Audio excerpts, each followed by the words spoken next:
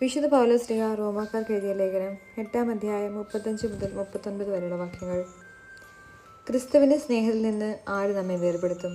ക്ലേശമോ, ദുരിതമോ, പീഡനമോ, പട്ടിണിയോ, നഗ്നതയോ, ആപത്തോ, വാളോ?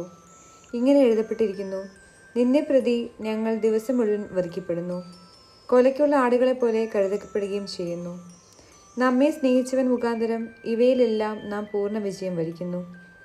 എന്തെന്നാൽ മരണത്തിനോ ജീവനോ, ദൂതന്മാർക്കോ, അധികാരങ്ങൾക്കോ, ഇക്കാലത്തുള്ളവയ്ക്കോ, വരാനുള്ളവയ്ക്കോ, ശക്തികൾക്കോ, ഉയരത്തിനോ, ആഴത്തിനോ, മറ്റെന്തെങ്കിലും സൃഷ്ടിക്കോ, നമ്മുടെ കർത്താവായ യേശുക്രിസ്തുവിലൂടെയുള്ള ദൈവസ്നേഹത്തിൽ നിന്ന് നമ്മെ വേർപെടുത്താൻ കഴിയുകയില്ലെന്ന് എനിക്ക് ഉറപ്പുണ്ട്.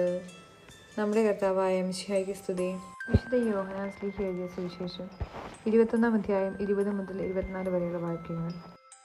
പത്രോസ് തിരിഞ്ഞു നോക്കിയപ്പോൾ യേശു സ്നേഹിച്ചിരുന്ന ആ ശിഷ്യൻ പിന്നാലെ വരുന്നത് കണ്ടു. ഇവനാണ് അത്താഴ സമയത്ത് യേശുവിൻ്റെ വക്ഷത്തിൽ ചാടിക്കിടന്നുകൊണ്ട്, കർത്താവേ, ആരാണ് നിന്നെ ഒറ്റിക്കൊടുക്കാൻ പോകുന്നതെന്ന് ചോദിച്ചത്.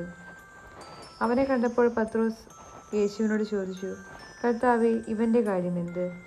യേശു പറഞ്ഞു, ഞാൻ വരുന്നതുവരെ ഇവൻ ജീവിച്ചിരിക്കണമെന്നാണ് എൻ്റെ ഹിതമെങ്കിൽ നിനക്കെന്ത്? നീ എന്നെ അനുഗമിക്കുക. ആ ശിഷ്യൻ മരിക്കുകയില്ല എന്ന ഒരു സംസാരം സഹോദരരുടെ ഇടയിൽ പരന്നു. എന്നാൽ അവൻ മരിക്കുകയില്ല എന്നല്ല യേശു പറഞ്ഞത്. പ്രത്യുത, ഞാൻ വരുന്നതുവരെ അവൻ ജീവിച്ചിരിക്കണമെന്നാണ് എൻ്റെ ഹിതമെങ്കിൽ നിനക്കെന്ത് എന്നാണ്.